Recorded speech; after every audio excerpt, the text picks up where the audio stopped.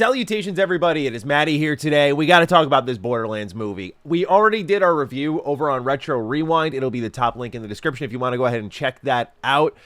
We hated the movie. Frankly, it may be the worst movie I've ever seen. And I don't think that's an unpopular opinion, although CEOs are trying to battle it back. We have Strauss Zelnick of Take-Two saying to give the film a chance based on its terrible reviews that it's getting. Right now, it has a 10% on Rotten Tomatoes, and also the cinema score, which is the audience score, is at a D+ for Borderlands. I actually posted a picture as soon as I got out of the theater. You can see here, this has become a tradition between my fiance and I. Whenever we see a movie, she wants to take a picture of me next to the poster. And so you look at a photo like this is literally my face as I left the theater versus me seeing Inside Out 2. Look at the difference there. So yeah, Borderlands took a little something from me. And yeah, the quality just wasn't there as we documented it in our review. There were moments where like Kate Blanchett's mouth stopped moving, but they dubbed the line and you still heard audio. There's a lack of polish, even to the point where you can see crew members on set helping lift the hatch, in which Randy Pitchford claims that this was actually brick, but he got cut from the rest of the movie, which I just don't believe at all. But yeah, Borderlands is an absolute failure, and there's been quite a bit of fallout since the release of the movie. Not only in the terms of how it's performing and why it's performing that way we'll talk about, but also how Gearbox CEO Randy Pitchford, for those who don't know, Gearbox developer of Borderlands, is responding to the movie's reception, which I'm sure you can imagine where this is going to go. It's been pretty terrible. So if you're new here and you're into what's going on with gaming, or I guess things connected to gaming since this is a movie, consider subscribing because this drama, it's hilarious. You're going to get a good laugh out of this. So just sit back, relax, enjoy your Sunday. Let's get into it, starting off with the hard facts. So, it's been reported that Borderlands bombs at the box office with a $10 million opening weekend. Before we go any further, when I saw the movie on Thursday night, which was like the opening night, my fiance and I were the only people in the theater. I have never experienced that before, but it was kind of cool. Like, we got to talk during the whole movie and just react audibly to things. So it was a huge far cry from the couple weeks before where we just saw Deadpool and Wolverine and the theater was packed, loud crowd reactions. I thought at least some people were going to show up for Borderlands, but it seems we all smelled what this movie was cooking, and it wasn't very good. Now, continuing on here, the article states, Blake Lively's new movie, It Ends With Us, may be soaring high in its first weekend at the box office, but the same can't be said for Borderlands. The adaptation of the popular sci-fi shooter video game from Gearbox Software may fail to break the $10 million mark in its debut after grossing just $4 million from 3,125 locations, including IMAX and other premium formats, on its opening day. Borderlands was always a bit of a long shot for Lionsgate, greenlighting a PG-13 movie based on a cheerfully violent video game series and hiring a horror movie director whose biggest hit so far, topped at $81 million worldwide, was a pretty big gamble made even bigger by the $110 to $120 million budget.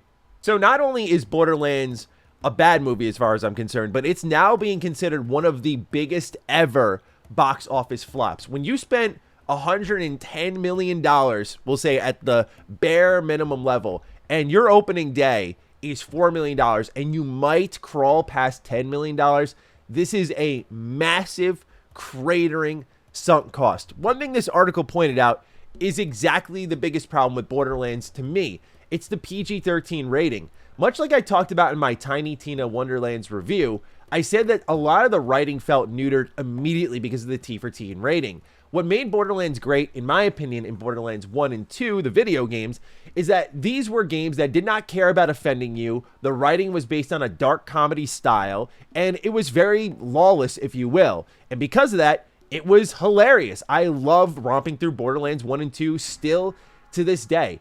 Right when I saw the PG-13 rating, I was like, oh boy. And so things like even gore were not captured at all in this movie, which is a staple of the Borderlands franchise since its very beginning, like enemies just straight up exploding.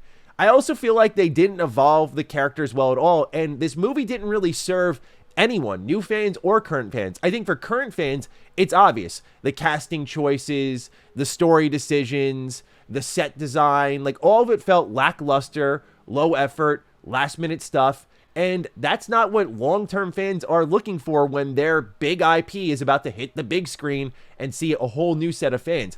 But for new fans, for example, my fiance's never played a Borderlands game. She has no interest in the franchise at all, and I don't blame her. all of the characters were woefully represented. As someone who loves Lilith, I do like Cate Blanchett, but I don't think her representation of this character was great. Kevin Hart as Roland kind of speaks for itself. Like, these are not great casting decisions. We're picking people who are in their 60s to play as characters who are definitely in their like late 20s to early 30s.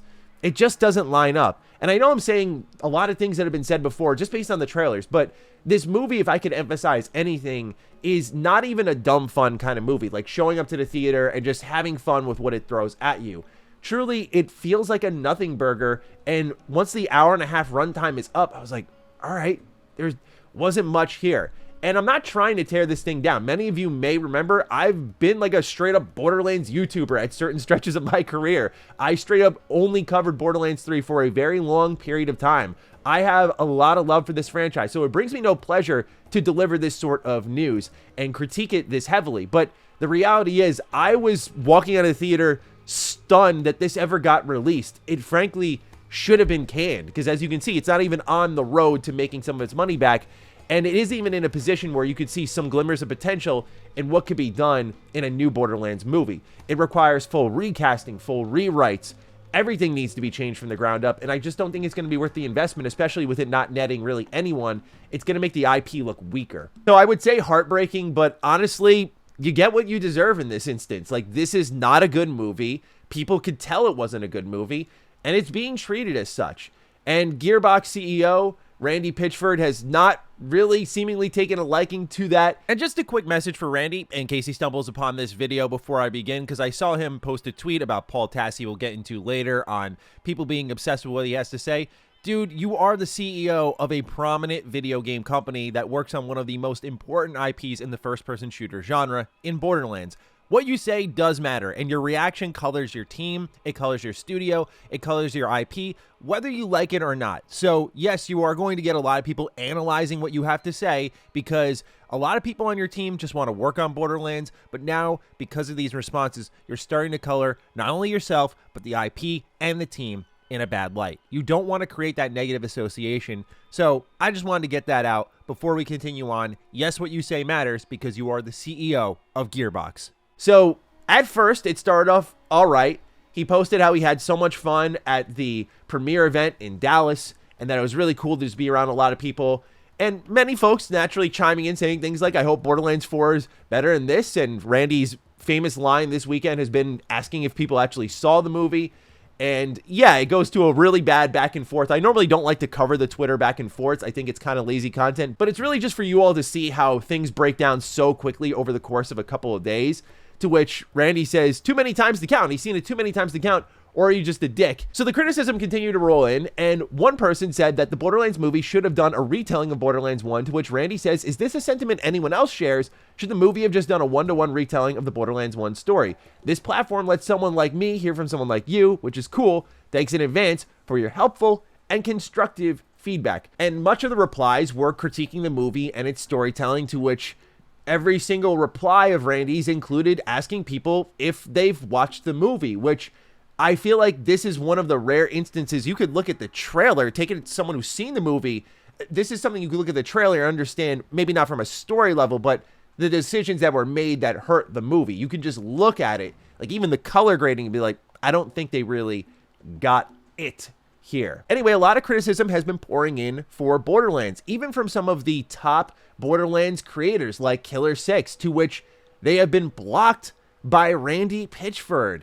And a lot of the audience is not pleased with that. Epic NNG, another Borderlands YouTuber, says we're all beating the shill allegations because he was also blocked by Randy Pitchford.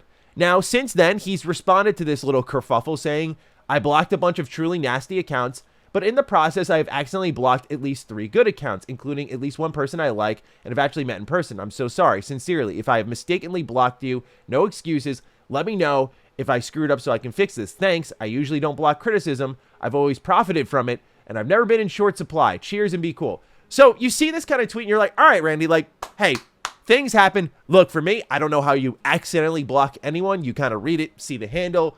That's usually the process, and then you choose to mute or block from there. To be blocking people so frequently that you are blocking lifelong creators for your franchise, I'm calling a little bit of foul play on that. It kind of reads to me like, oh, Brick was in the movie and he got cut. This isn't a set member. But Killer 6 posted like, hey, I'm cool with it. So you see something like this and you go, all right, things happen. But then he kind of follows up and betrays his own words saying, except for Paul Tassi of Forbes, by the way, it was pointed out to me that I blocked him too. So far, I think I accidentally blocked 3 people. Not Paul Tassi. I thought he was being a dick, and so I blocked him on purpose. I unblocked him, but I might block him again. Something about that dude's attitude just feels off to me.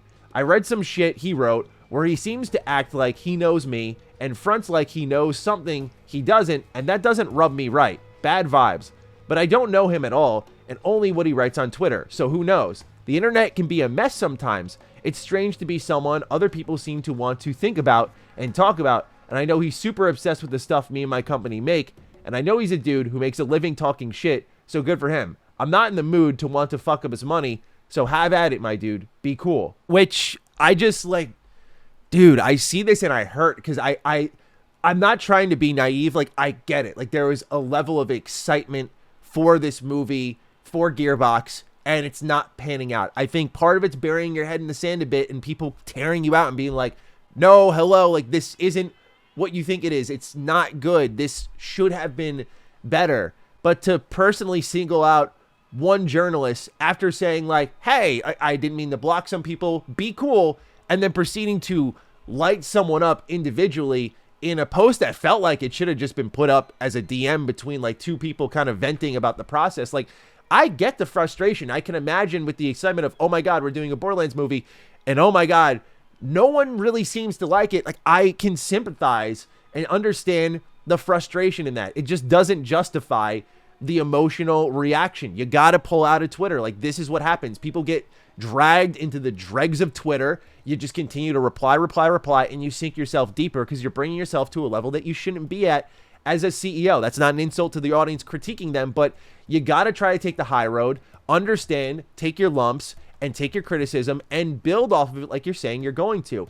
And naturally, to salvage things, we get a Borderlands 4 tease where he says, so what you're saying is you like what my friends and I do with our Borderlands video games even more than you like what some of the biggest and best cast and crew of filmmakers on the planet have done. I'm super flattered. We're working extra hard for you on what's next. And yes, it's been picked up on Twitter when the movie opens up that Borderlands is written in a little bit of a funny way, suggesting a 4 is there. So yeah, you can tell already Borderlands 4 is on the way, that this series continues to do pretty well for Gearbox. It is like their main grossing IP. It's like the reason they work with 2K in the first place. Like, it does really well. And I hope that Borderlands 4 is great. As someone who had a lot of fun with Borderlands 3's gameplay, I can only hope that the writing improves. As someone who adores Borderlands 1 and 2, I think these are phenomenal games. And I don't think that games like the pre-sequel or Borderlands 3 are as bad as people say they are. They're extremely fun, competent video games. It's just that a big strength of Borderlands is its witty, clever, dark humor, and also how it weaves in heartfelt moments. And the saddest thing to me is the Borderlands movie could have easily captured that. I look at adaptations we've seen recently, like the Fallout TV show, and I compare it to Borderlands, not in the terms of quality, but the lift. And I feel like the lift for Fallout was much higher. How do you do power armor? How do you do mutants? How do you capture this world? What's practical? What's CG? How far do you go with certain things? Do you do a TV show or a movie?